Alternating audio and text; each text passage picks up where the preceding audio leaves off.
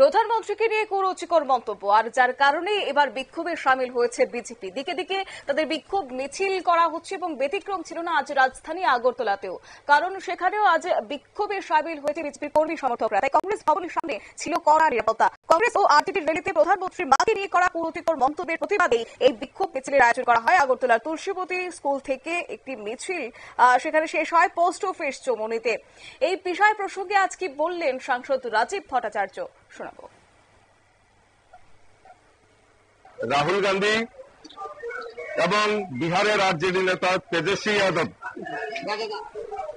যে প্রধানমন্ত্রীর মাকে নিয়ে যে অসভ্য গালিগালাজ করেছে তা আমরা ধিক্কার জানাই।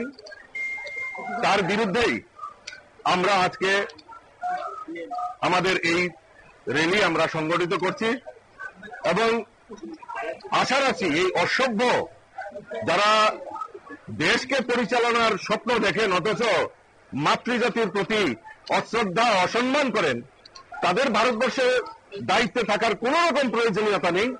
দেশবাসী জানে, তাই তাদেরকে কংগ্রেস মুক্ত ভারত এটা মানুষ তৈরি করার জন্য তৈরি হয়ে গেছে। আর বিজেপির নেতৃত্বে আমাদের দেশের যশস্বী প্রধানমন্ত্রী নরেন্দ্র মোদীজির নেতৃত্বে বিকশিত সংকল্প যাত্রায় আমাদের ভারতবর্ষ এগিয়ে যাবে। আপনারা শুনলেন সাংসদ রাজীব ভট্টাচার্যের বক্তব্য। আজ রাজধানী আগরতলার রাজপথে বিক্ষোভ মিছিল, তবে শুধুমাত্র রাজধানী আগরতলায় নয়, একই সঙ্গে বলা চলে গোটা রাজ্য জুড়েই বিজেপির পক্ষ থেকে বিক্ষোভ ও কর্মসূচি হাতে নেওয়া হয়েছে। প্রধানমন্ত্রীর মাকে নিয়ে এই কুরুচিকর মন্তব্য করায় কংগ্রেসকে এক প্রকার ধিক্কার জানিয়েছেন আজ সাংসদ রাজীব ভট্টাচার্য। নিয়ে নিচে ছোট্ট একটি বিজ্ঞাপন বিরতির সঙ্গে থাকুন।